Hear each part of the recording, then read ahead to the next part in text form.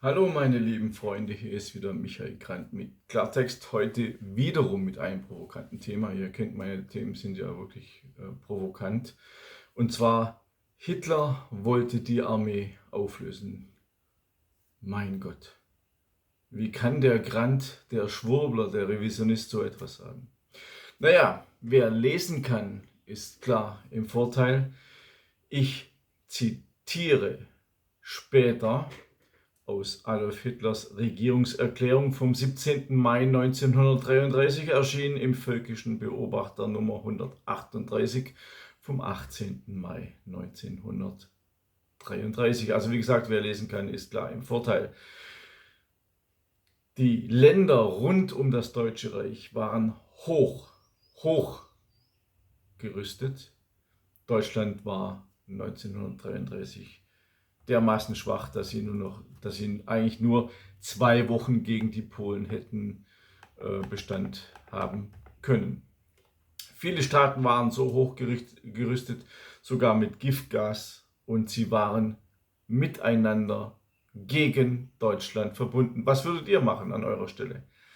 Wenn ihr ein Land habt, das nach dem Versailler Vertrag nichts mehr hatte und die Staaten um euch herum alle hochgerüstet sind, auch mit Giftgas, und sogar schon versucht habt, wie die Polen es gemacht haben mit der Westerplatte, Deutschland zu provozieren. Was würdet ihr machen? Hitler sprach zu Recht von Rüstungsstaaten, obwohl Deutschland so gut wie wehr- und waffenlos war. Dennoch machte er machte der Welt einen Vorschlag, der ebenfalls in keinem geschweige denn in einem Schulbuch zu finden ist. Die Quelle habe ich euch vorher gesagt, ich zitiere: Dennoch ist Deutschland jederzeit bereit, weitere Sicherheitsverpflichtungen internationaler Art auf sich zu nehmen, wenn alle Nationen ihrerseits dazu bereit sind. Deutschland wäre auch ohne weiteres bereit, seine gesamte militärische Einrichtung überhaupt aufzulösen und den kleinen Rest der ihm verbliebenen Waffen zu zerstören, wenn die anliegenden Nationen ebenso restlos das Gleiche tun würden. Zitat Ende. Hitler wollte die Armee auflösen, das sagte er. Hitler wollte alle deutschen Waffen zerstören, das sagte er. Dieser hitlerische Paukenschlag in der internationalen Politik wird in keinem Schulbuch erwähnt, mit keinem Wort.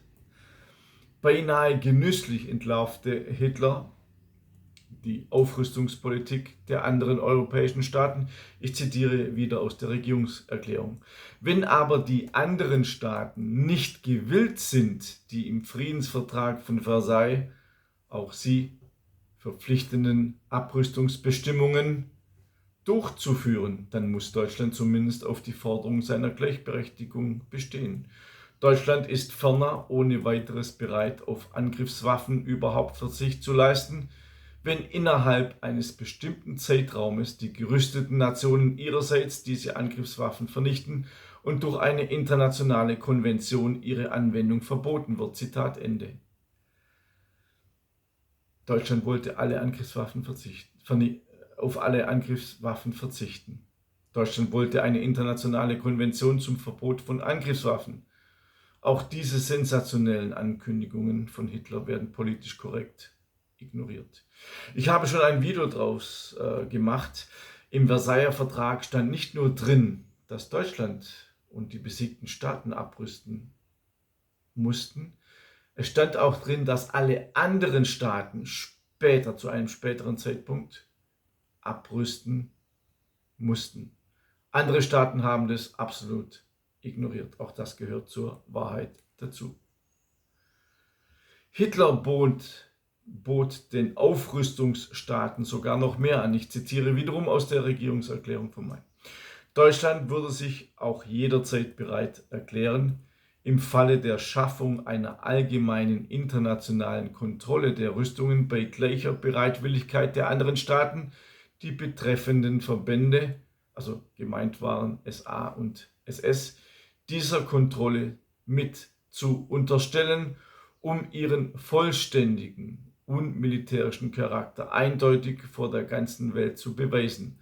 Ferner wird die deutsche Regierung kein Waffenverbot als zu einschneidend ablehnen, wenn es in gleicher Weise auch auf die anderen Staaten Anwendung findet. Zitat Ende.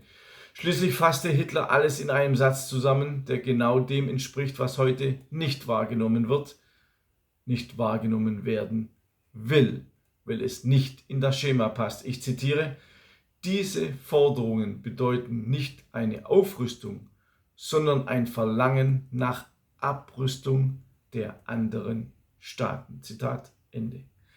Hitler erkannte scharfsinnig das, was Historiker später in umgekehrter Weise verfälschen. Ich zitiere: Ich fühle mich verpflichtet festzustellen, dass der Grund für die heutigen Rüstungen Frankreichs oder Polens unter keinen Umständen die Furcht dieser Nationen vor einer deutschen Invasion sein kann. Denn die Furcht hätte ihre Berechtigung ja nur im Vorhandensein jener modernen Angriffswaffen, über die die anderen Staaten verfügten.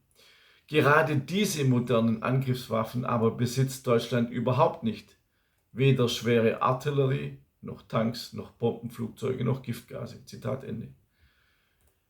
Der Grund für die Aufrüstung anderer konnte also nicht die Furcht vor Deutschland sein, denn es war absolut wehrlos. Heute wird das total umgedreht. Hitlers richtige Schlussfolgerung lautete, ich zitiere: Die einzige Nation, die mit Recht eine Invasion fürchten könnte, ist die deutsche, der man nicht nur die Angriffswaffen verbot, sondern sogar das Recht auf Verteidigungswaffen beschnitt und auch die Anlage von Grenzbefestigungen untersagte. Deutschland ist jederzeit bereit, auf Angriffswaffen zu verzichten, wenn auch die übrige Welt ein Gleiches tut. Deutschland ist bereit, jedem feierlichen Nichtangriffspakt beizutreten, denn Deutschland denkt nicht an einen Angriff, sondern an seine Sicherheit. Zitat Ende. Hitler stellte unmissverständlich fest, ich zitiere auch hier: Wenn in Zeitungsartikeln und in bedauerlichen Reden versucht wird, Deutschland Sanktionen anzudrohen, so könnte ein solches ungeheuerliches Verfahren nur die Strafe dafür sein, dass wir durch die Forderung nach Abrüstung die Erfüllung der Verträge von Versailles verlangen. Zitat Ende. Hitler hielt den Aufrüstungsstaaten also den Spiegel vors Gesicht und verlangte die Einhaltung des Versailler Vertrages, die da hieß: Abrüstung für alle. Historiker: Abrüstung für alle. Übrigens, die Sozialdemokraten erhoben gegen Hitlers Rede keine Stimme, obwohl manche Abgeordnete den Fraktionszwang scharf kritisierten. So billigte der Reichstag folgende Regierungserklärung, und zwar einstimmig mit den Sozialdemokraten, dem Bollwerk gegen rechts. Ich zitiere: Der Reichstag als die Vertretung des deutschen Volkes billigt die Erklärung der Reichsregierung und stellt sich in dieser für das Leben der Nation entscheidenden Schicksalsfrage der Gleichberechtigung des deutschen Volkes geschlossen hinter die Reichsregierung. Zitat Ende. Auch die SPD stimmte geschlossen dafür. Daraufhin distanzierte sich die Sozialistische Internationale von der sozialdemokratischen Reichstagsfraktion. Hitler machte ein Angebot, die Armee aufzulösen. Die anderen Staaten pfiffen darauf und rüsteten weiter auf. Daraufhin rüstete auch Hitler auf.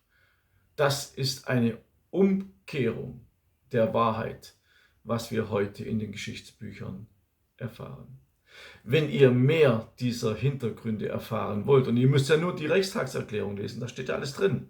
Man kann mir ja nicht vorwerfen, ja gut, die Schwurbler sagen dann wieder, ja, Hitler hat viel gesagt, bla bla bla bla, er hat gelogen, bla bla. Man kann alles, also wirklich alles negieren. Wirklich alles. Aber dann muss man auch alles negieren, was die anderen gesagt haben.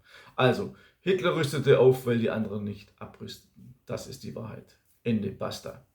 Alles in meiner Buchreihe Adolf Hitler eine Korrektur, in diesem Fall Band 3, sehr umfangreich, über 900 Seiten, über 2500 verifizierte Quellen.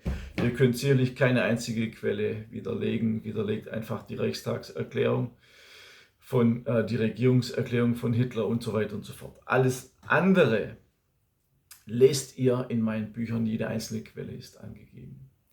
Ich möchte auch noch in diesem Zusammenhang auf mein neues Buch aufmerksam machen. Deutschland muss vernichtet werden.